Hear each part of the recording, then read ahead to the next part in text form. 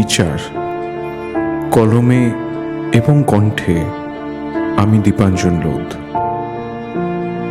কখনো কাউকে নিজের থেকে বেশি ভালোবাসতে নেই, কখনো কাউকে নিজের থেকে বেশি মূল্য দিতে নেই। আর সেটা হলে আঘাত বা অসম্মান বা প্রতারণার বিষয়টাও মাথায় রেখে অগ্রসর হওয়াই উচিত। এই কোলাহলমুখর ব্যস্ত পৃথিবীতে তখন তুমি একদম একা হয়ে পড়বে।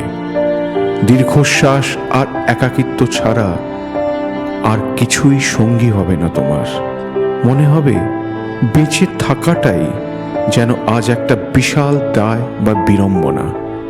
আর তখন বিচার যদি চাইতেই হয় কারুর কাছে, তো প্রকৃতির কাছে চেও। কারণ ঈশ্বর হয়তো তাকে ক্ষমা করে দিতে পারেন, কিন্তু প্রকৃতি তা কখনোই করে না। সে তার প্রতিদান শত গুণে ফেরত দেয়। ঠিক যেমন এক মুঠো মাত্র শস্য থেকে মাঠ ভরা ফসলের জন্ম নেয়, ঠিক তেমনভাবেই জীবন হলো এক কর্মভূমি। তুমি যে বীজ বপন করবে তারই তুমি ফসল তুলবে।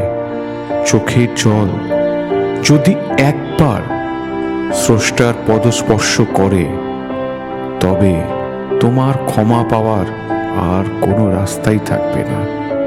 তাই বুঝে কর্ম করো।